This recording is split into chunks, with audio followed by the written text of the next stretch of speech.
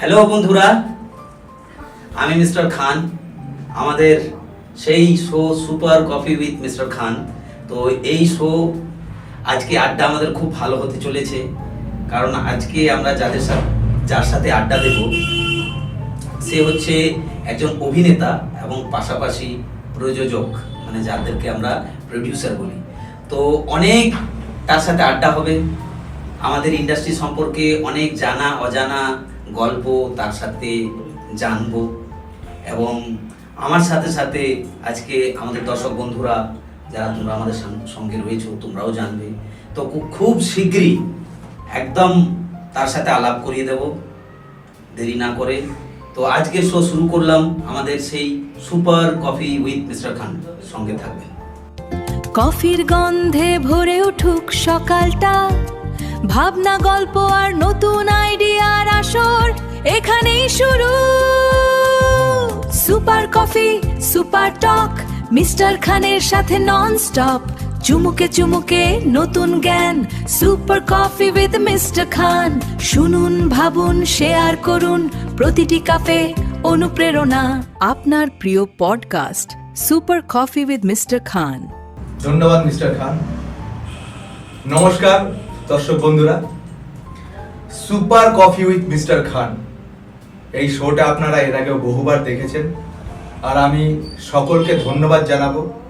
বিশেষ করে মিস্টার খানকে ধন্যবাদ জানাবো যে ওনার এই শোতে আমাকে ইনভাইট করার জন্য।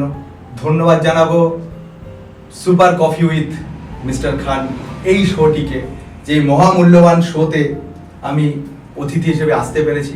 এবং সর্বোপরি ধন্যবাদ জানাবো আপনাদেরকে, যারা আপনাদের মূল্যবান সময় নষ্ট করে আমাদের এই শোটি দেখছে।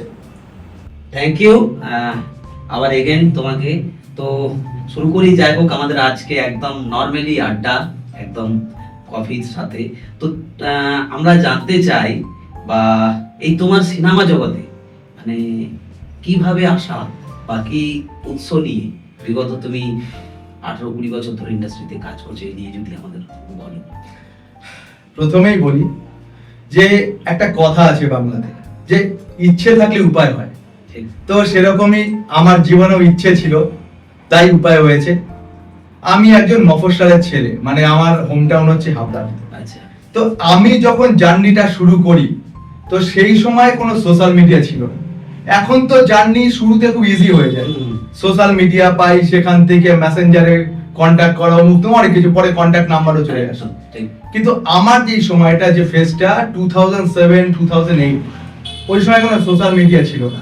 হ্যাঁ, ছিল একটা মাধ্যম, হ্যাঁ খুব একটা মাধ্যম ছিল, সেটা হচ্ছে যে খবরের কাগজ, বিজ্ঞাপনে ছোট ছোট করে অভিনেতা অভিনেত্রী চাই অমুক জায়গায় এই। আর সেই সময় কন্ট্যাক্ট করাটা এমন টাফ হতো, আমরা তো সেটা স্ট্রাগলার, ঠিক আছে, মানে বাবার পকেট কেটে সিনেমা দেখা, বাবার পকেট কেটে কলেজে যাওয়া, বন্ধুদেরকে ফুচকা খাওয়ানো, ঝালমুড়ি খাওয়ানো, আবার বাবার পকেট কেটে এইসব করা।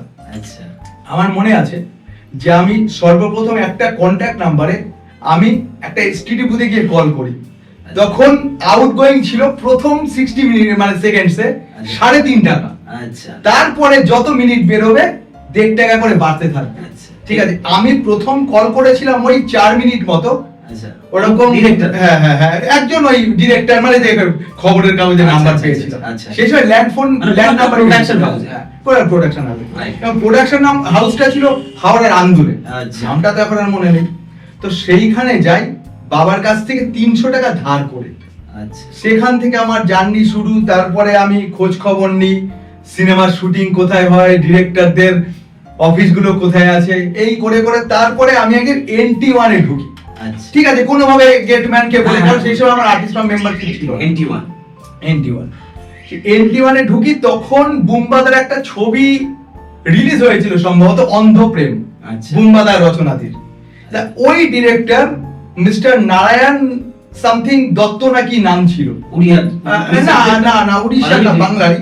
ঠিক আছে, অন্ধপ্রেম ছবির নাম ছিল, NT1 ওনার অফিস ছিল। তো আমি গিয়ে বলি, স্যার একটু আসবো? হ্যাঁ এসো। স্যার আমি অভিনয়ের জন্য এসেছি। আচ্ছা, ছবি নিয়ে এসছো? তো আমি তো জানতাম না যে ওই পোস্টার সাইজের ছবি ক্যারি করতে হয়। আচ্ছা, তো যাই হোক, সেইখান থেকে ধীরে ধীরে বুঝতে পারলাম যে ছবি নিয়ে স্টুডিওতে আসতে হবে। আচ্ছা, তারপরে হাবড়া থেকে আমার জার্নিটা শুরু হলো সপ্তাহে 2-3 দিন ট্রেন ধরে আসা, আচ্ছা। দমদমে নামা, কখনো মেট্রোতে টলিগঞ্জ নামা, বা কখনো শিয়ালদা এসে বজবজ লোকাল ধরে টলিগঞ্জ রেলওয়ে স্টেশন নামা, আচ্ছা। সেখান থেকে বাস ধরে টলিগঞ্জে আসা, মানে প্রপার টলিগঞ্জে আসা। প্রত্যেক দিন মানে যেদিনই আমি আসতাম আমার টার্গেট থাকতো 3-4টে স্টুডিও ঘুরবো। আচ্ছা। যখন মেট্রোতে নামতাম প্রথমে টেকনিশিয়ান ঢুকতাম, টেকনিশিয়ানের কাজ মিটিয়ে ওখান থেকে হেঁটে হেঁটে NT1 যেতাম, NT1 এর কাজ মিটিয়ে দাসানিতে যেতাম, পরে ইন্দ্রপুরীতে এসে ফাইনালি সেইখান থেকে আবার মেট্রোর দিকে মেট্রো ধরে আবার দমদম ব্যাক করতাম, সেখান থেকে হাবড়া। আচ্ছা। প্রথম আমি যে ছবিটা পাই মানে করার সুযোগ পাই, একটাই সিন ছিল সেটা হচ্ছে আমাদের শ্রদ্ধেয় পরিচালক স্বপন সাহার MLA ফাটাকেষ্ট, আচ্ছা। ওখানে এবং মিঠুন দার সঙ্গে একটা ডায়লগ থাকে, thank you sir, thank you very much. আচ্ছা, আচ্ছা। ওইখান থেকেই আমার যাত্রা শুরু। আচ্ছা। তারপরে কত সাল হবে মনে হয়? 2009? ওটা 2008। 9, হ্যাঁ 2008। সিনেমাটা 9 এসেছিল। হ্যাঁ 2008 এ শুটিংটা হয়, ঠিক আছে। ওইখান থেকে যাত্রা শুরু। তারপরে সুজিত গুহর সাথে আলাপ হয়, উনি আমাকে বেশ কিছু কাজ করান। সনদ দত্তের ছবি করি 2-3টে, আচ্ছা। ঠিক আছে। সনদ দত্তের যে শ্যালক ছিলেন উনি ওনার হাউসের প্রোডাকশন কন্ট্রোল ইন হাউস, ওনার তরফ থেকে কিছু কাজ পাই। NT1 এ হরদার ছবি করি আমি, ঠিক আছে। পাপ্পুদা ছিলেন হরদার আচ্ছা। চিফ অ্যাসিস্ট্যান্ট, উনি কাস্টিং করতেন। আচ্ছা, আচ্ছা। রিফিউজি থেকে শুরু করে অনেক ছবিতে, বোম্বাদার সঙ্গে বহু ছবিতে পাঠ করলেন। আচ্ছা, আচ্ছা, আচ্ছা। ওখান থেকে আমার যাত্রা শুরু। তারপরে তো ধীরে ধীরে ধীরে ধীরে করে আজকের এই অবস্থায় তোমার সামনে বা তোমার শোতে বা দর্শকদের সামনে আমি বসে আছি। এটাই তো একটা আমাদের ইন্টারেস্টিং ব্যাপার যে কিছু দেখো, যারা হয়তো তোমার সাথে বিগত তুমি 2007 সাল 8 সাল থেকে ইন্ডাস্ট্রিতে আছো, মানে আজকে 2026, মানে 18-20 বছর একটা ইন্ডাস্ট্রিতে থাকা, মানে এটা আমাদের দর্শকদের কাছে একটা অনেকের যারা হয়তো এই যে ইয়াং জেনারেশনে যারা স্ট্রাগল করতে আসছে হয়তো ভাবে 2 বছর 5 বছর হয়তো সাকসেস পেয়ে যাবো বা কোনো একটা জায়গা। আজকে তোমার কাছ থেকে অনেকে হয়তো জানতে পারবে বা অনেকের মোটিভেশন হবে তারা যে ইন্ডাস্ট্রিতে এই যে 18-20 বছর থেকেও একটা জায়গায় আসা যায়, মোটামুটি পরিচিতির জায়গায়। মানে অনেকে ভাবে না যে হয়তো 2 বছর 5 বছর কাজ করলাম বিশাল পরিচিতি পেয়ে গেলাম। তো যাই হোক, খুব আড্ডা আরো আমাদের যাবে, আরো 1 by 1 আমরা কিছু জানবো তোমাদের সাথে দর্শকদের উদ্দেশ্যে আমাদের কিছু ইয়েতে, ঠিক আছে। আচ্ছা আকাশ দা, এই যে দীর্ঘ তুমি এতদিন ধরে কাজ করছো, আমাদের ইন্ডাস্ট্রিতে এই মুহূর্তে অনেক গল্প শুনি বা অনেক ফেস করি, আমরা দেখি অনেকে আসে। তুমি এতদিন কাজ করতে করতে প্রতারিত ভাবে, মানে আমাদের ইন্ডাস্ট্রিতে আছে না যে একটা ভালো কিছু কেউ অ্যামাউন্ট দেবে তোমাকে চান্স করিয়ে দেবো, বা কোনোভাবে তুমি কোনো তোমার এরকম ব্যাড বা গুড এক্সপিরিয়েন্স আছে যে কোনো জায়গায় তুমি প্রভাবিত হয়েছো বা প্রতারিত হয়েছো এরকম ভাবে? দেখো, প্রতারিত ঠিক বলবো না। দেখো, প্রতারিত আমি তখনই হতাম যদি আমি ঠিকঠাক মানুষের সঙ্গে মিট না করতাম। দেখো, শুরুতে প্রত্যেকটা মানুষকেই ছোটখাটো ঠকতে হয়। অ্যাচিভমেন্ট বা তুমি সেই লক্ষ্যে বা টার্গেট অ্যাচিভ করতে গেলে তোমাকে বিভিন্ন জায়গায় ঠোকর খেতেই হবে। রাস্তাতেও হাঁটতে গেলে অনেক খানাখন্দ গর্ত এসব পড়ে। তো সেই রকমই আমিও বিভিন্ন জায়গায় বিভিন্ন সময় ওই ছোটখাটো হ্যারাস হয়েছে, হয়তো গেছি, হয়তো এরকম বলেছে 1000-2 টাকা একটু দাও না, আমি তোমার 7 দিনে দিয়ে দেবো। আচ্ছা। হ্যাঁ, তোমার কিন্তু পরের সপ্তাহ থেকে, এটা হিসেবে নিয়ে। হ্যাঁ তোমার কিন্তু পরের সপ্তাহ থেকে শুটিং আছে। আচ্ছা। আমি ঠিক আছে চলো পরের সপ্তাহে। হ্যাঁ কে? ঠিক আছে, আমি একদম নেম করে বলছি, ঠিক আছে। মৃত্যুঞ্জয় রয় বলে একজন ডিরেক্টর প্রডিউসার আছে, আমাদের ইম্বারো মেম্বার আছে। আচ্ছা আচ্ছা, ঠিক আছে। আচ্ছা।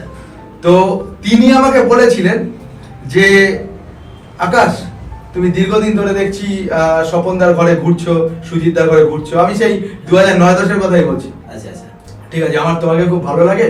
শোনো, আমি বুম্বাদাকে নিয়ে একটা ছবি করছি, আচ্ছা। তুমি আমাকে একটু 1000-5 টাকা ধার দিতে পারবে? আচ্ছা ঠিক আছে। আচ্ছা। ফাইনালি আমি সেই টাকাটা তাকে দিইনি, কিন্তু আজ বুঝতে পারি সেই টাকাটা দিলে হয়তো সেই মুহূর্তে আমি প্রতারিত হতাম।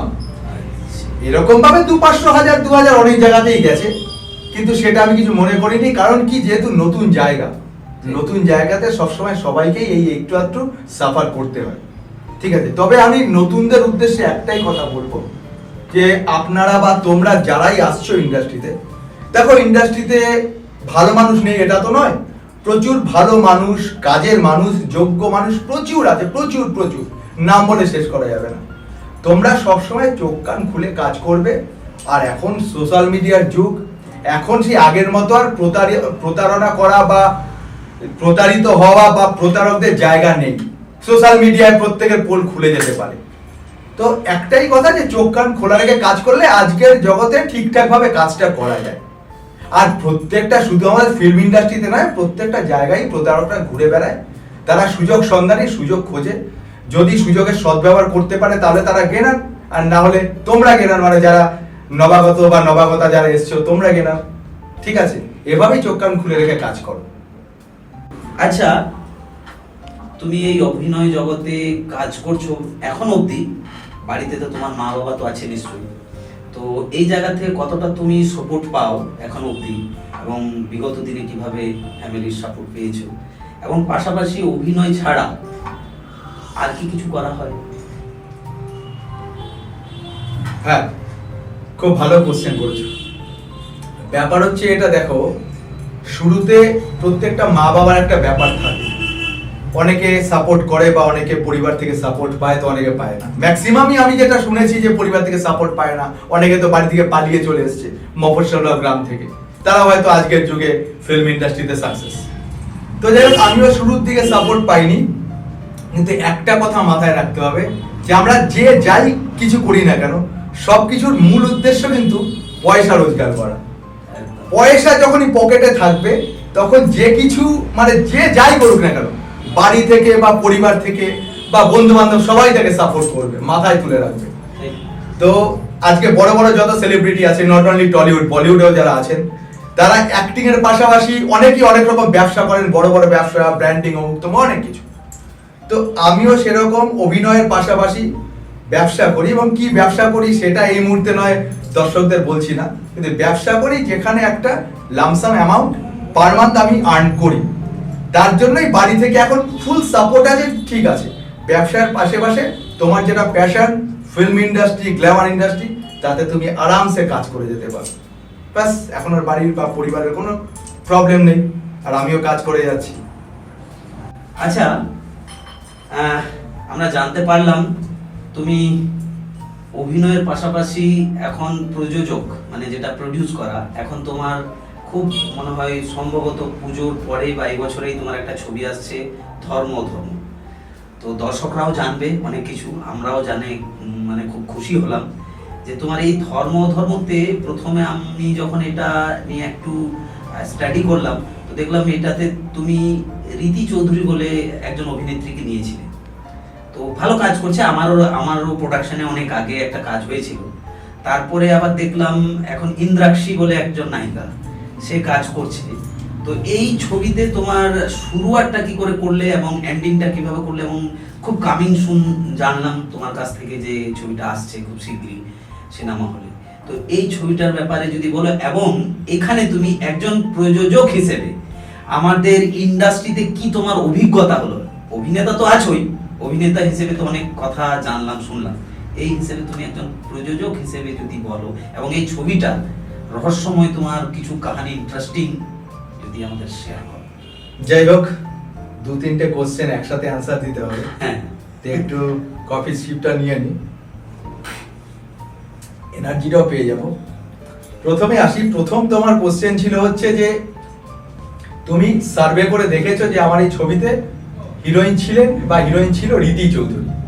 হ্যাঁ, অবশ্যই রীতি চৌধুরী ছিল। রীতি চৌধুরীকে নিয়ে আমার ফিল্ম শুরুও হয়েছিল, শুটিংও হয়েছিল। চাঁদিপুরে আমরা 6 দিনের শ্যুট করি, কলকাতার পার্শ্ববর্তী অঞ্চল মানে এয়ারপোর্টের কাছেও শুটিং হয়। 8-9 দিনের মতো শুটিং হয়েছিল। আচ্ছা, ভালো কাজ করে, খুবই ভালো কাজ করে, ভালো অভিনেত্রী, খুব ডেডিকেশন আছে। কিন্তু ব্যাপার হচ্ছে এটা ভুললে চলবে না যে আমরা এর আগে অতীতে দেখেছি বলিউড টলিউড দুই জায়গাতে যে বহু অভিনেতা অভিনেত্রী, সেটা সাপোর্টিং ক্যারেক্টার হোক আর লিড ক্যারেক্টার হোক, চেঞ্জ হয়েছে। তো এটা ভুলে গেলে চলবে না। ভালো কাজ করা, ডেডিকেশন থাকা, এটা একটা আলাদা পার্ট, কিন্তু সিরিয়াসনেস বা তুমি যে হাউসে কাজ করছো বা যে প্রডিউসার বা প্রযোজকের সাথে বা যে ডিরেক্টরের সাথে কাজ করছো, তাকে সেই রেসপেক্টটা দেওয়া, এটা কিন্তু সমানভাবে করে যেতে হবে। ঠিক আছে, একটা জিনিস, ভালো অভিনেতা বা ভালো অভিনেত্রী কিন্তু শেষ নেই, প্রচুর ভালো অভিনেতা অভিনেত্রী আছে আমাদের ইন্ডাস্ট্রিতেই আছে, তারা বলিউডে কাজ করছেন না, তারা করছেন, এবং তারা কিন্তু প্রযোজক বা পরিচালকদের সবসময় সেই রেসপেক্টটা দেন। রীতি চৌধুরীর ক্ষেত্রে বি প্রফেশনাল, আমি একটাই কথা বলবো, সব ঠিক ছিল, এভরিথিং ওয়াজ পারফেক্ট, বাট একটা জিনিস যেটা কম ছিল, আমি হয়তো ওর বন্ধু ছিলাম হোয়াট এভার, কিন্তু আমি একজন প্রযোজক ছিলাম, আমার সে কিন্তু ধর্ম অধর্মতে একদম লাস্ট ওয়ার্ড বা সেন্টেন্স।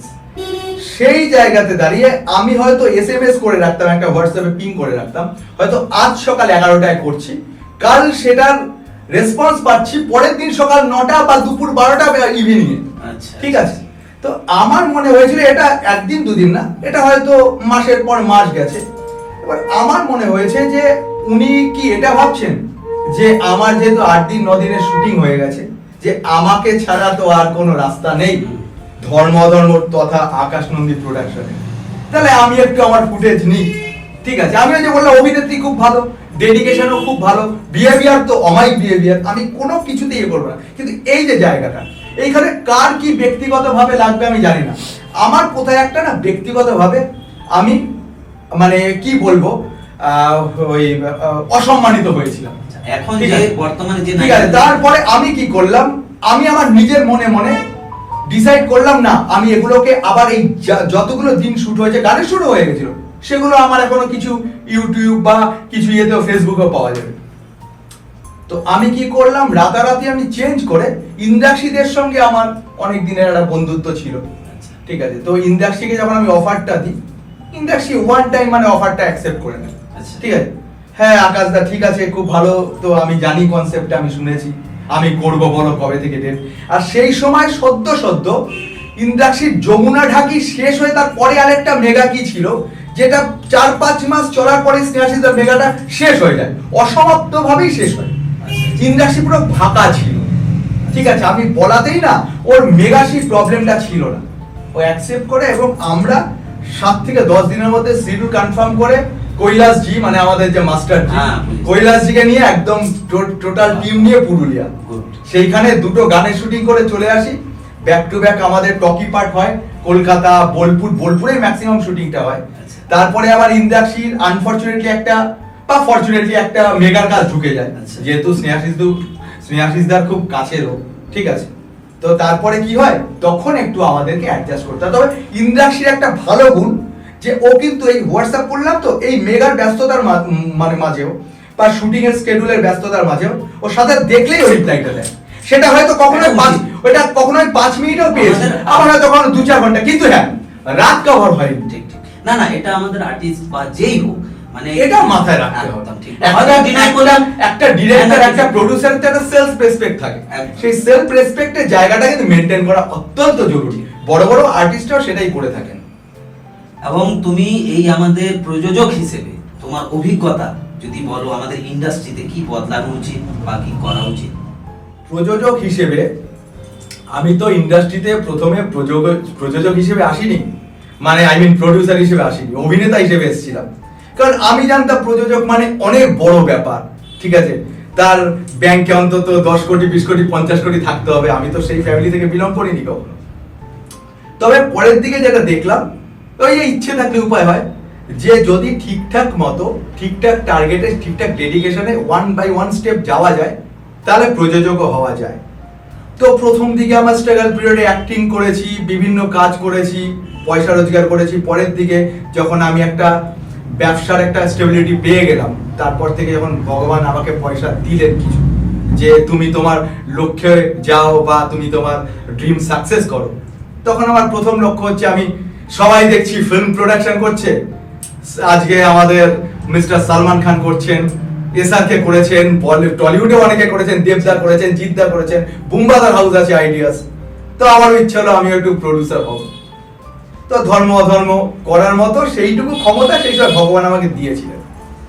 তো যাই হোক, প্রযোজক হিসেবে আমি যেটা ফেস করলাম সেটা হচ্ছে প্রত্যেকটা ডিরেক্টরকে বা প্রত্যেকটা আর্টিস্টকে এটা বুঝতে হবে, তারা কিন্তু ডে বাই ডে তাদের কাজের যে পারিশ্রমিক সেটা কিন্তু তারা পেয়ে যায়, তারা নিয়ে চলে যায়, কিন্তু মাঝখানে ফেসে থাকে যে প্রডিউসার।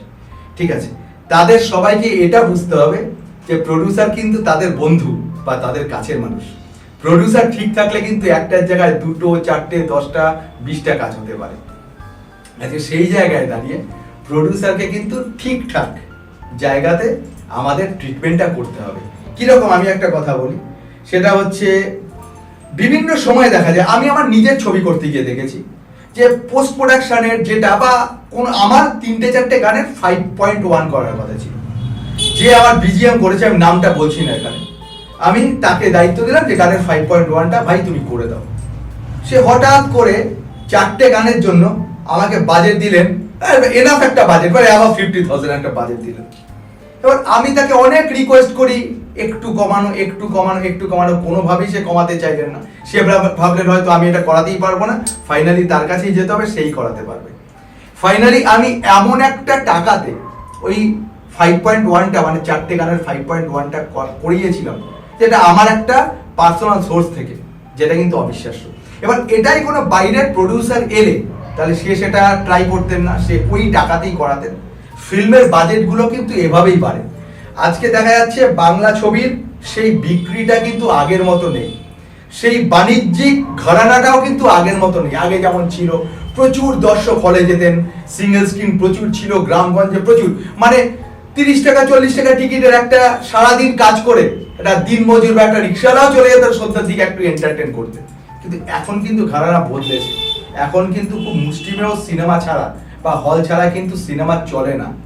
আর যে ওই গ্রাম বাংলার যেসব হল, যে সিঙ্গেল স্ক্রিন এখনো কিছু পড়ে আছে, সেখানে তো ধরুন গরমের দিনের কথা বলছি, লোক যায় না। অনেক সময় আছে শো ওপেনই হয় না, 4টে-5টে টিকিট বিক্রি হলো। একটা হাউসের তো একটা মেইনটেনেন্স কস্ট আছে, সেই মেইনটেনেন্স কস্টই উঠলো না, তো ছবিটা চালিয়ে পড়বে কি? তাই আমি একটাই কথা বলবো যে প্রডিউসারদেরকে কিন্তু বাঁচাতে হবে।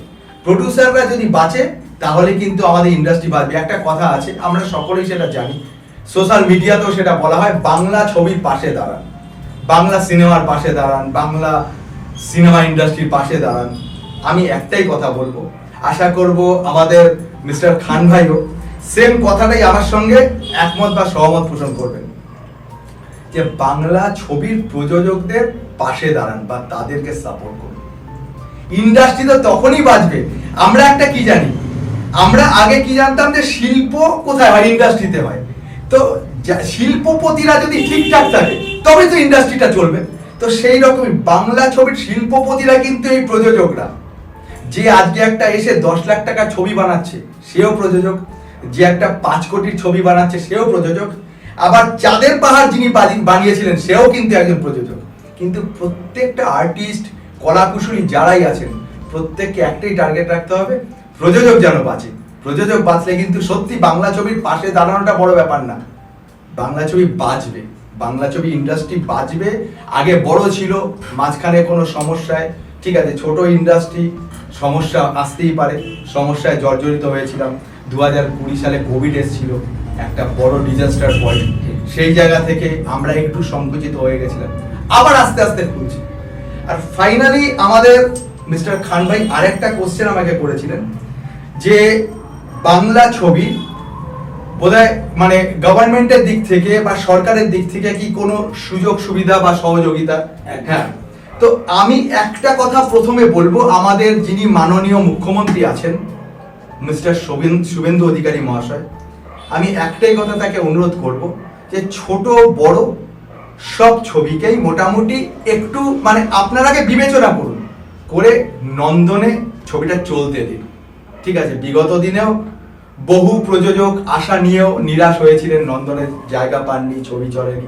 আমি সেসব রাজনৈতিক বিশ্লেষণে আসছি না, আমি একটাই কথা বলবো, শুভেন্দুবাবু, নন্দনে ছবিটা চলুক বা রাধা স্টুডিওতে চলুক। আর বহু ডিরেক্টর আছেন অত্যন্ত প্রতিভাবান, যারা ছবি করতে চান, যাদের কাছে ভালো কনসেপ্ট আছে, ছবি করতে পারছেন না, দীর্ঘদিন ধরে প্রডিউসার পাচ্ছেন না, ঠিক আছে, তার হয়তো সেই সোর্সটাই নেই।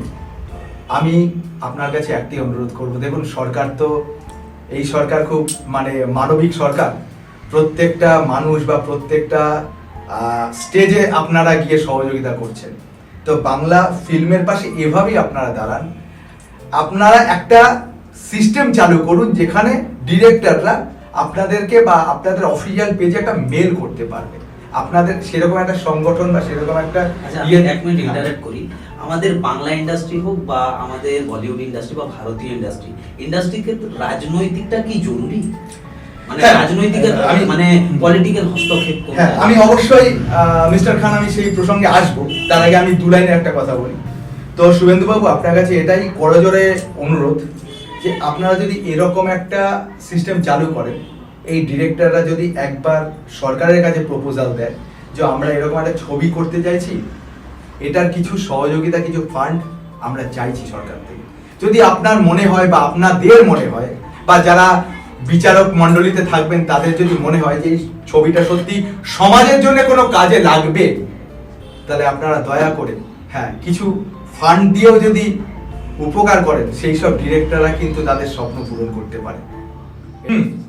আচ্ছা, এতক্ষণ তো বললে আমাদের পলিটিক্যাল নিয়েও কিছু কথা। আমি এটা আমাদের ভারতীয় সিনেমা হোক বা আমাদের টলিউড, এটা তোমার মতামতে, তুমি একদম ব্যক্তিগত মতামত দেবে যে রাজনৈতিক আমাদের যে ক্রিয়েটিভ জগতে বা একটা আমাদের সিনেমা জগতে এটা হস্তক্ষেপ কতটা জরুরি, বা এই ব্যাপারে তুমি যদি তোমার মতামত যদি বলো।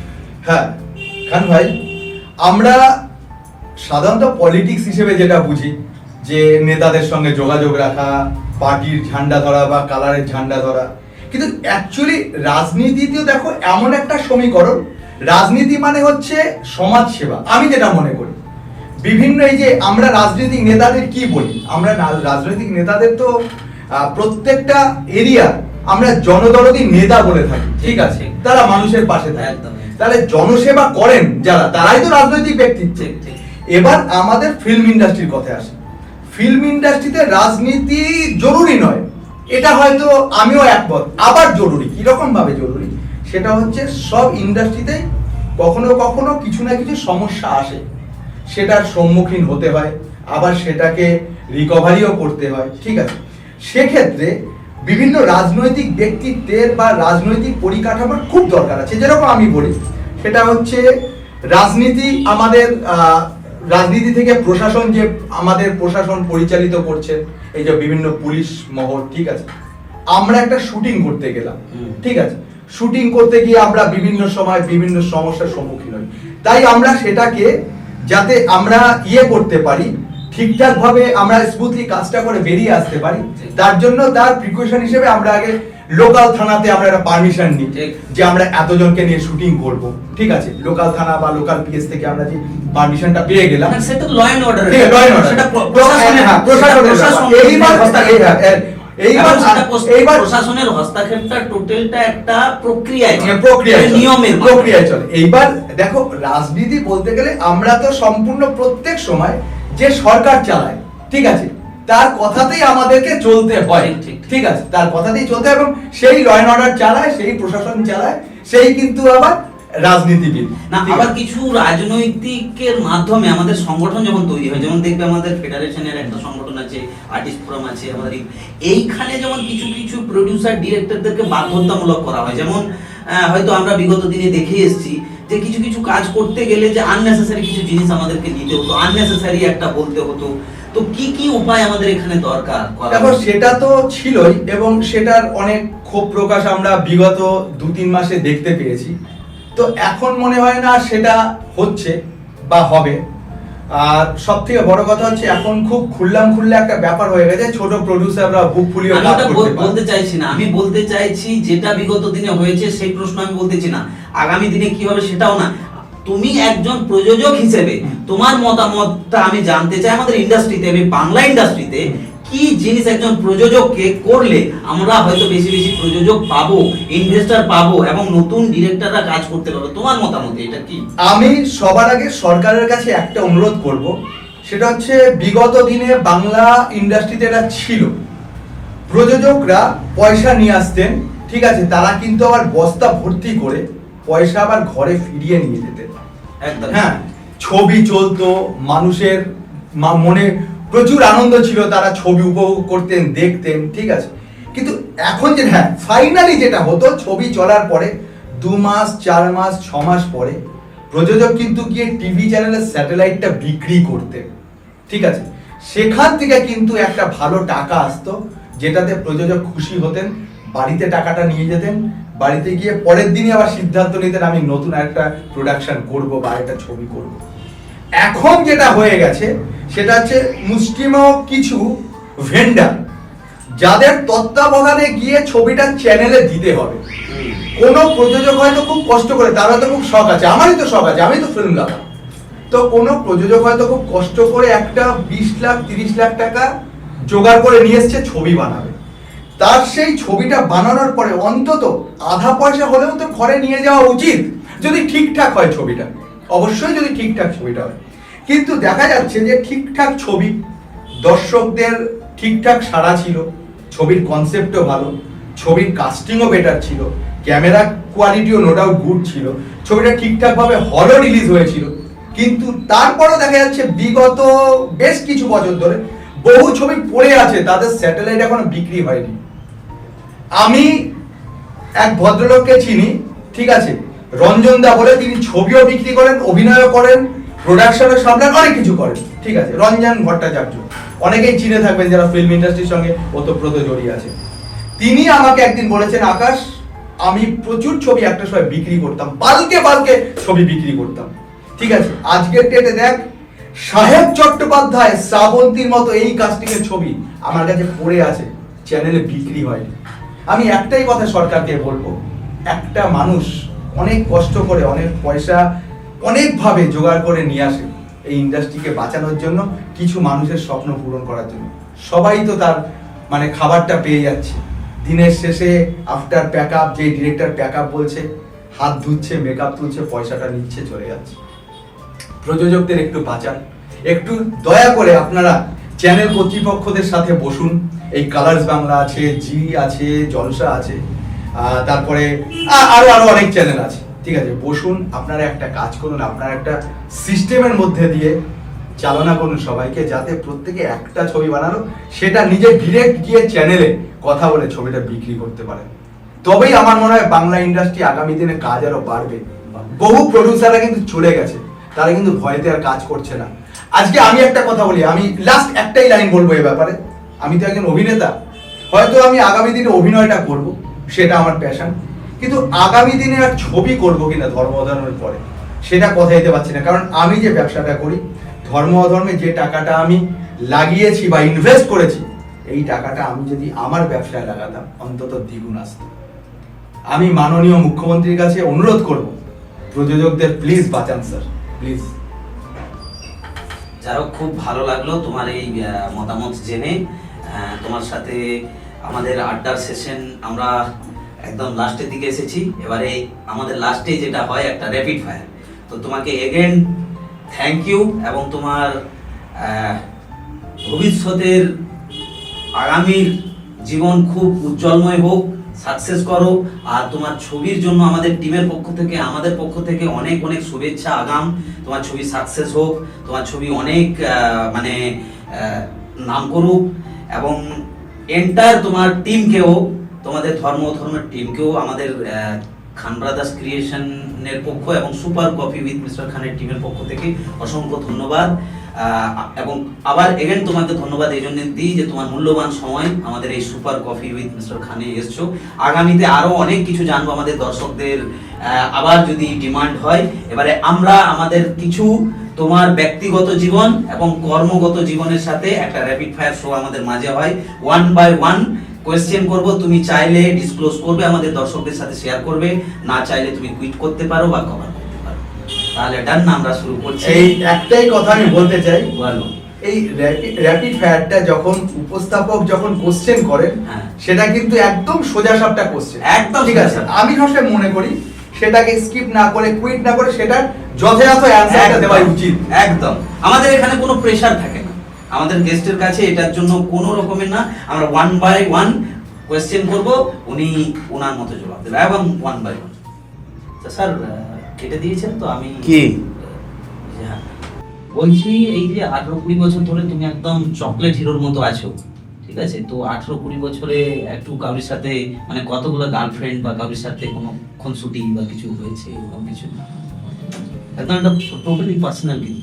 মানে বলতে গেলে তো আমি কখনো প্রেমে এগোতাম না, কিন্তু আমার লাইফে অনেক প্রেম এসছে, কোনোটা 1 সপ্তাহ, কোনোটা 1 মাস। ম্যাক্সিমাম আমার যে ভাগ্য যে মেয়েরাই আমার দিকে বেশি আসতো, ঠিক আছে, কিন্তু আমি প্রথমে ভয় পেতাম, পরে হয়তো সেটা সরগর হয়ে যেত। সেটা 1 মাস 1.5 মাসের প্রেম বলে না ওটাকে, হ্যাঁ। তো খুঁজলি বলে। হ্যাঁ হ্যাঁ, যেটাই হোক হয়েছে আর কি, যেটা হওয়ার সেটা হয়েছে। এবং টিনেজে তো প্রচুরেরও হয়েছে, আচ্ছা। কলেজ লাইফে হয়েছে, ফিল্ম ইন্ডাস্ট্রিতে আসার পরেও অনেক হয়েছে। আচ্ছা, এখন কি অফার পাওয়া যায়? হ্যাঁ, এখন অফার পাওয়া যায়, কিন্তু এখন যেহেতু মানে আমি ফ্যামিলি ম্যান, সেটা family? সেটা অনেকেই জানে, বা সোশ্যাল মিডিয়ায় অনেকেই যারা আমায় দেখেন তারা জানে। যাই হোক, তোমার যার জন্য শুভেচ্ছা দাম্পত্য জীবনে। যার জন্য এখন আমি আমার মিসেসকে খুব রেসপেক্ট দিই, বাহ, ঠিক আছে, good. এবং তারও তো একটা এক্সপেকটেশন থাকে ঠিক। এন্ড অফ দ্য ডে, যে তার হাজবেন্ড শুধু বিশেষ কি তাহলে তোমার এই cinema industry related? Cinema industry আচ্ছা, বাহ। মডেল কাম অভিনেত্রী। আচ্ছা, এই যে এই কথোপকথনটা খুব পার্সোনাল, তো তো এটা কি আমাদের শুরুতে রাখবো না কেটে দিতে বলবো?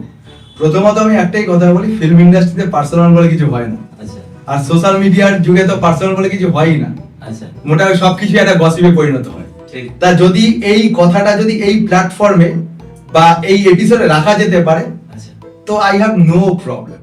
আচ্ছা, তাহলে একদম 1 বাই 1 আমাদের র্যাপিড ফায়ারে চলে আসছি। এখনো অবধি কি মা বাবার বকা খেতে হয় বা মার খেতে হয় এই বয়সে এসে বা এই জায়গায় এসে? মা বাবা তো আমাদের ডে 1 থেকেই গুরুজন, ঠিক আছে, তো তাদের শাসনের প্রক্রিয়াটা চেঞ্জ হয়ে যায়, তো এখন সেই গায়ে হাত তোলার ব্যাপারটা তো নাই। তবে যেটাই বলেন সবসময় মনে করি ভালোর জন্যই বলছেন, যার জন্য সেটাকে মেনে চলতে সবসময় চেষ্টা করি। আচ্ছা, খেলাধুলা করতে পছন্দ ভালো লাগে? হ্যাঁ, হ্যাঁ। কি খেলা পছন্দ? Cricket, I love cricket always. দেখতে? হ্যাঁ, ক্রিকেট ম্যাচ হলে তো আমি মানে হোল নাইট দেখি, এবং আমি ফুটবলও দেখলাম, আচ্ছা। পরশুদিনের ওয়ার্ল্ড কাপ ফুটবল ফাইনালটাও দেখেছি। আচ্ছা, খাওয়া দাওয়া করতে খুব ভালোবাসি। কি খেতে পারো? মাটন বিরিয়ানি আচ্ছা। আর মাটন চাপ সাথে। তো ডায়েট করো? হ্যাঁ, ডায়েট করতে হয়, সেটা শরীরকে সুস্থ রাখার জন্য।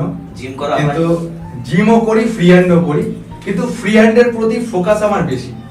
আচ্ছা, খাওয়া দাওয়া যখন করতে পছন্দ করো, রান্না বান্না করতে পছন্দ করো? করেছো কোনোদিন? রান্না বান্না শখে করেছি, আচ্ছা অনেকবারই করেছি, শখে করেছি, বাড়িতে কোনদিন ছুটির দিন হয়তো সময় কাটাতে করেছি, এগুলো করে এক্সপেরিমেন্ট করেছি আচ্ছা, ইউটিউব দেখে দেখে। বাড়িতে কোনোদিন মিসেসের জন্য চা কফি? হ্যাঁ হ্যাঁ হ্যাঁ হ্যাঁ হ্যাঁ, অনেকবার অনেকবার অনেকবার। এবং সেটা হয়তো সারপ্রাইজ, মিসেস ঘুমোচ্ছে, আমি উঠে গেলাম সকালে, দুটো কলে কথা বলতে, হঠাৎ করে মনে হয় কফি করি, করে দরজাটা খুলে, দরজাটা এসি যেহেতু চলছে, বেডরুমের দরজা বন্ধই থাকে, দরজাটা খুলে ভেতরে ঢুকে গুড মর্নিং ম্যাম, আর হাতে একটা ইয়ে, মানে এমন ভাবে যে আমি একটা মানে বাড়ির কাজের লোক আচ্ছা, বা ওয়েটার এরকম। আর রান্না যদি করতে হয় তাহলে রান্না কি কি করতে পারো? রান্না আমি যখন নিজে করি তখন আমি বেশি হেডেক নেব না, ওই ডিমের ঝোল, ডিম কষা, ডিম কারি, মানে সাদা ঠিক আছে, সাদা মাটা, ভাত ডাল। আচ্ছা, সিনেমা দেখতে পছন্দ করো? অবশ্যই, বাংলা না হিন্দি? দুটোই। দেখো, আমার কাছে বাংলা বা হিন্দি বা ইংলিশ ল্যাঙ্গুয়েজটা ম্যাটার করে না, আমার কাছে কনসেপ্টটা ম্যাটার করে। জীবনে যদি কোনোদিন কাজ করতে ইচ্ছা হয়, কোন নায়ক বা নায়িকার সাথে কাজ করতে চাও?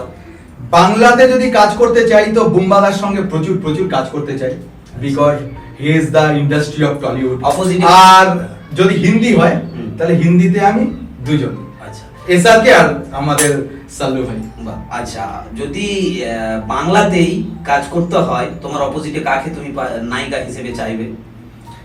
দেখো, ওইভাবে মানে একটা ক্লাস বা ফেভারিট হয়?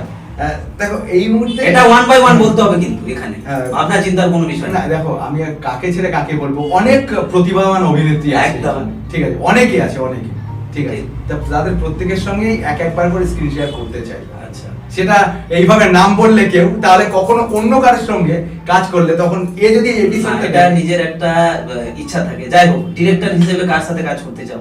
দেখো, কৌশিক গাঙ্গুলি আমার কাছে ফেভারিট ডিরেক্টর, তার সঙ্গে একবার হলেও আমি কাজ করতে চাই।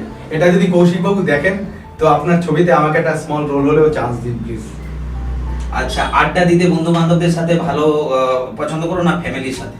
ফ্যামিলির সাথে। গুড। আচ্ছা, পাহাড় ভালো লাগে না নদী? পাহাড়, নদী, সমুদ্র তিনটেই ভালো লাগে, তবে পাহাড়ে গেলে একটা আলাদাই মনোরম পরিবেশ। লং ড্রাইভে যদি যাওয়ার সুযোগ দেওয়া হয়, কাকে নিয়ে যাবে? আমি আমার মিসেসকেই নিয়ে যাব।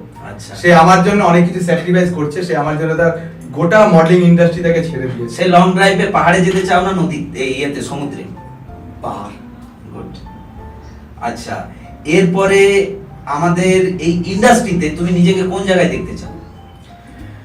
ভালো একজন মানুষ হিসেবে, তারপরে একজন ভালো অভিনেতা।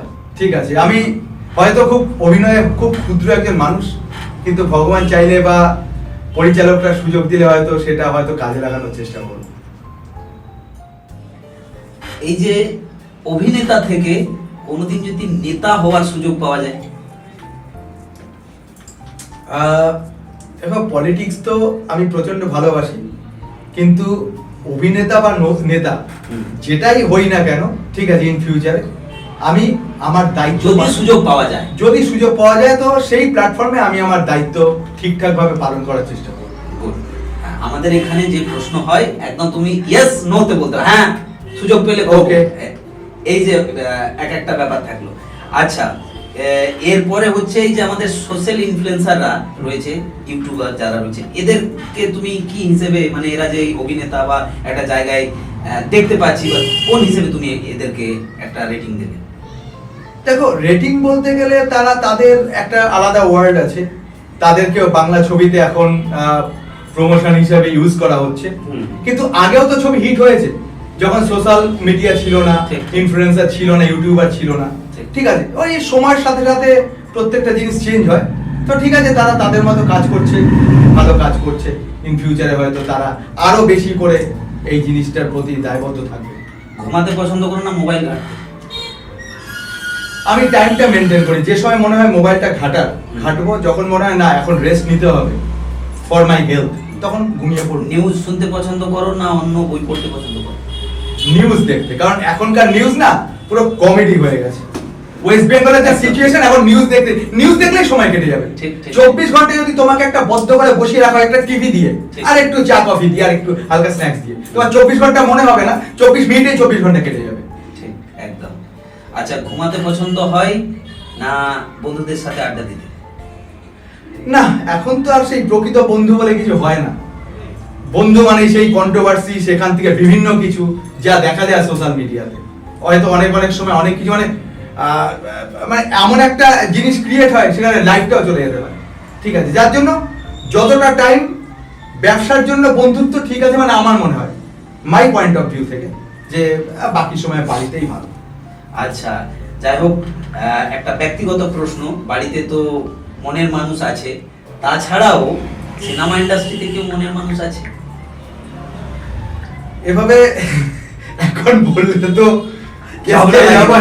মানে ডিভোর্স করিয়ে দেবো মনে হচ্ছে। দেখো, একটা জিনিস হচ্ছে, মনটা তো অনেক সময় মানে বেঁধে রাখাটা দুষ্কর হয়। হ্যাঁ, হয়তো দেখা যাচ্ছে যে এই কফিটা আমি পুরো কাপটা শেষ করে ফেললাম, আবার কফি খেতে ইচ্ছে করে, তখন যে কফি বানিয়ে দেবে সে হয়তো নেই, তখন মনটা একদম আমাদের এটা শেষ প্রশ্ন, ঠিক আছে, যে মনের মানুষকে, সেটা যেই হোক, যদি তোমার মনে হয় যে জীবনে তোমাকে একটা কোনো দিনের দেওয়া হলো, যে মনের মানুষকে তুমি গিফট করতে পারো, মানে গিফট দেওয়ার জন্য তোমাকে উপহার দিতে পারো, তাকে কি তুমি উপহার দেবে একদিনের জন্য? একদিনের জন্য আগে তো জানবো তার কি এই নেসেসারি আছে, কোনটা তার দরকার, যেটা তার ফার্স্ট নিড সেটাই দেবো। ঠিক আছে, জানতে হবে আমাকে যে তার নিডটা কি। অনেক আড্ডা হলো তোমার সাথে, আমাদের দর্শক বন্ধুদেরকে বলে দিই আমাদের আজকের আড্ডা এখানেই আমাদের শেষ। আকাশবাবুকে অনেক ধন্যবাদ জানাই, এবং আপনারা সঙ্গে থাকবেন আমাদের এই সুপার কফি উইথ মিস্টার খান।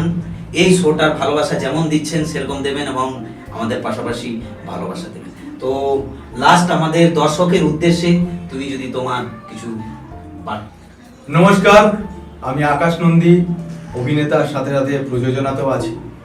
আমি প্রত্যেককে একটাই কথা বলবো, আপনারা যে সেক্টরে আছেন, সবাইকে যে ফিল্ম ইন্ডাস্ট্রিতেই কাজ করতে হবে এমন তো নয়, সবাই ফিল্ম ইন্ডাস্ট্রিতে কাজ করেন না, বিভিন্ন মানুষ বিভিন্ন সেক্টরে কাজ করেন, কেউ জব করছেন, কেউ বিজনেস করছেন, যে সেক্টরেই আছেন না কেন, খুব নিষ্ঠার সহিত, ডেডিকেশন নিয়ে এবং সিনসিয়ারিটি নিয়ে, ঠিক আছে, কাজটা করুন, দেখবেন আপনাদের চাওয়া পাওয়া ভগবান ঠিক একদিন পূরণ করবে। সাকসেস পাবেনই, তার জন্য একটু সময় দিতে হয়, একটু ধৈর্য রাখতে হয়।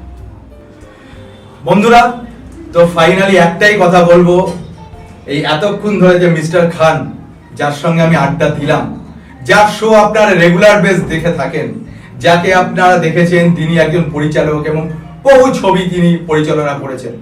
দেখুন, আপনাদের সহযোগিতায়, আপনাদের সাপোর্টে আমরা ছবি বানাই, মিউজিক ভিডিও বানাই, ওয়েব সিরিজ বানাই, শর্ট ফিল্ম বানাই, যা কিছু আপনারা আমাদেরকে ভালোবাসা দেন, আমরা আপনাদেরকে এন্টারটেইন করতে সাহায্য করি, সহায়তা করি, সহযোগিতা করি। তো আপনাদের প্রত্যেকটা মানুষকে আমাদের পাশে থাকতে হবে। ওই বাংলা সিনেমার পাশে থাকুন। তেমনি আমি একটাই কথা বলবো, super coffee with mister Khan এই শোয়ের সাথে থাকুন, মিস্টার খান ভাইয়ের সাথে থাকুন। তাহলে আগামী দিনে আমরা আরো ভালো ভালো এপিসোড, খুব ইন্টারেস্টিং এপিসোড আপনাদেরকে উপহার দিতে পারবো। সকলে ভালো থাকুন। আজকের এই শুভ সন্ধ্যা সকলকে জানিয়ে আমরা আমাদের এই এপিসোড বা অনুষ্ঠান শেষ করছি। ধন্যবাদ। জয় হিন্দ।